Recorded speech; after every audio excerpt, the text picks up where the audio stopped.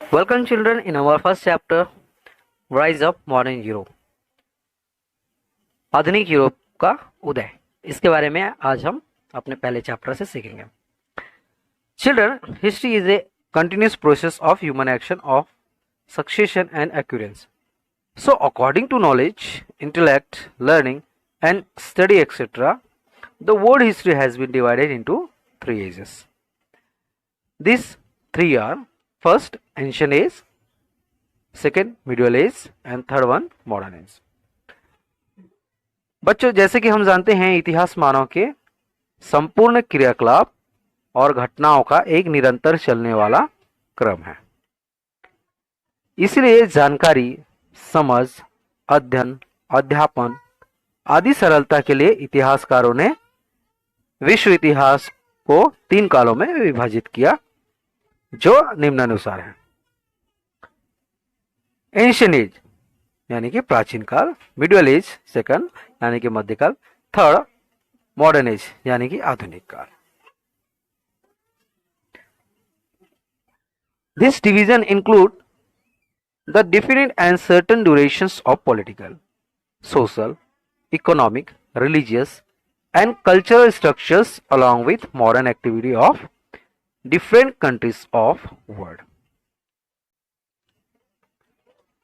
यह विभाजन विभिन्न देशों में एक निश्चित और लंबी अवधि तक चलने वाले राजनीतिक, सामाजिक, आर्थिक, धार्मिक और सांस्कृतिक ढांचे में शामिल हो रही नवीन प्रवृत्तियों के आधार पर किया गया है. Children, modern age include those fresh opinion, activities and actions which has provided human being with different dimensions of ancient and medieval period along with social value.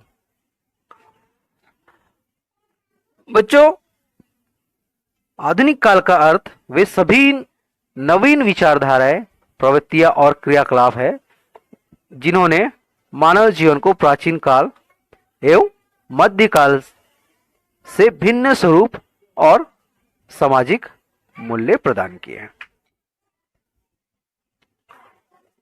अब हम देखेंगे we'll see here characteristic of modern age, यानी कि आधुनिक काल की विशेषताएं क्या क्या थी. The first, reasoning and rationalism, यानी कि तर्क एवं बुद्धिवाद. In this era an individual used to believe any fact only when he used to get appropriate reason or argument for the fact. This lead to development of science in Europe.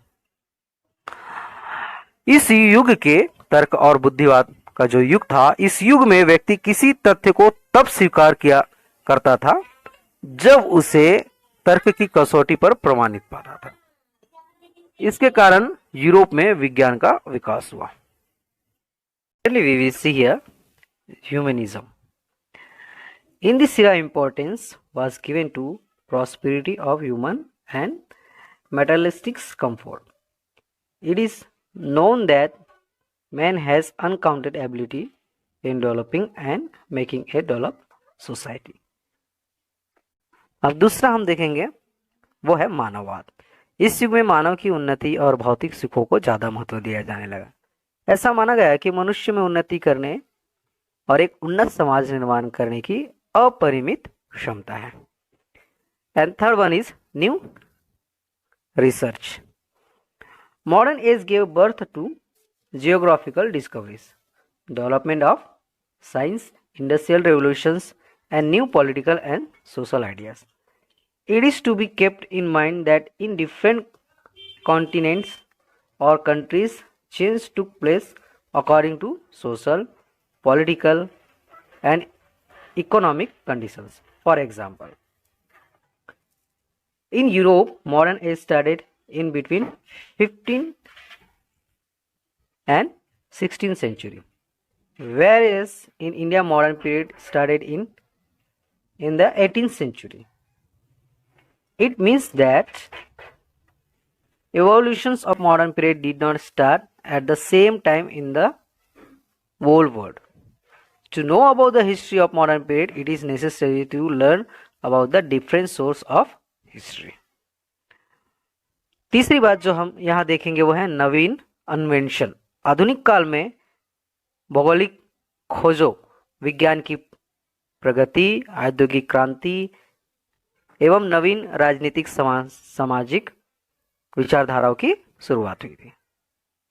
यहाँ ध्यान रखने योग्य बात यह है कि ये बातें अलग अलग महाद्वीपों में, देशों में वहाँ की सामाजिक, राजनीतिक व आर्थिक परिस्थितियों या स्थितियों तथा उनमें आ रहे परिवर्तनों के आधार पर अलग अलग समय में फैली।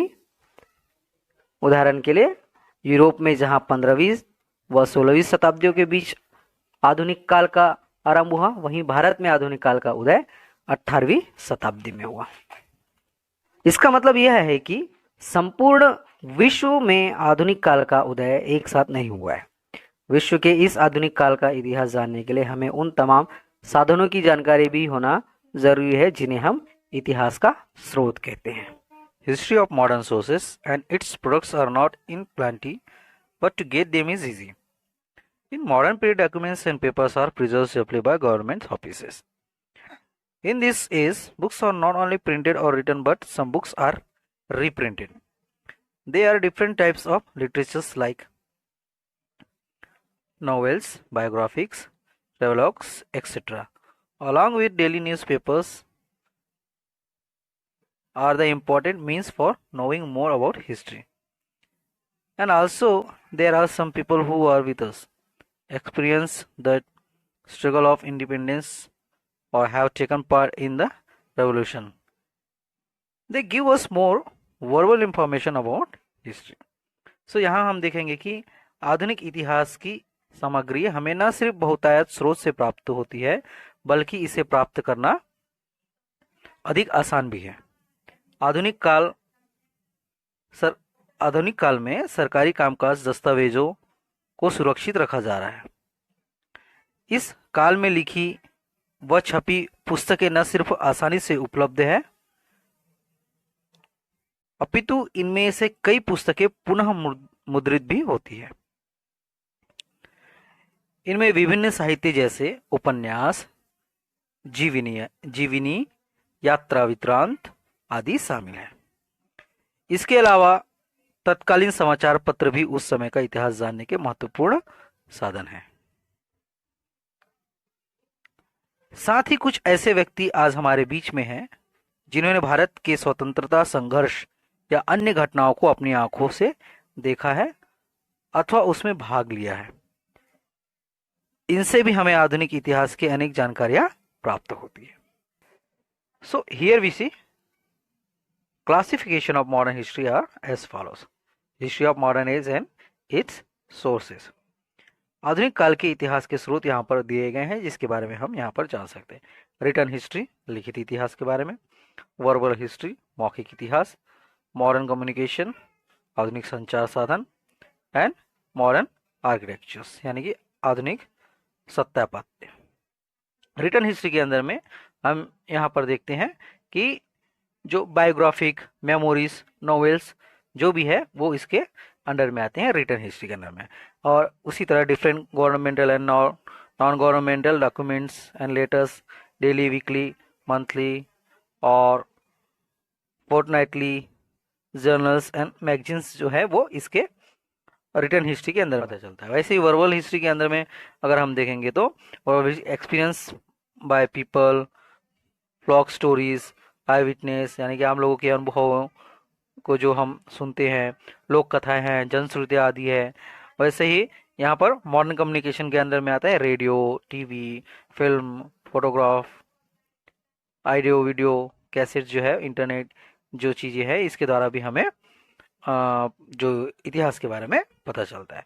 और यहाँ पर है मॉडर्न आर्किटेक्चर्स के बारे में अगर हम देखें तो जो बड़े बड़े संसद भवन बने हुए हैं, राष्ट्रपति भवन बने हुए हैं, है ना, म्यूजियम जो है, जैसे छत्तीसगढ़ में महंत घासीदास का जो संग्रहालय है रायपुर में, वो सारी जो चीज़ें हैं वो मॉडर्न आर्किटेक्चर्स के अंदर में आते हैं। तो ये सारी जो चीज़ है वो हमें इतिहास के बारे में बताया, जिसको यहाँ पर वर्गीकरण किया है written history, verbal history, modern communication और मॉडर्न आर्किटेक्चर्स के बारे में। जैसे कि लिखित इतिहास है, मौखिक इतिहास है, आधुनिक संचार साधन है और आधुनिक सत्यापत्य है। तो इन सारे जरियों के बारे में हम क्या है, इतिहास के बारे में जान सकते हैं, है ना। And also our useful things and appliances used by us in our today life are important source of history। और उसी तरह से इसके साथ ही हमारे जो वर्तमान जो जीवन से जुड़ी प्रत्येक वस्तु और जो उपकरण भी आधुनिक इतिहास के महत्वपूर्ण सोर्स कहलाते हैं। Okay students, we will meet again in our next part. Till then good bye.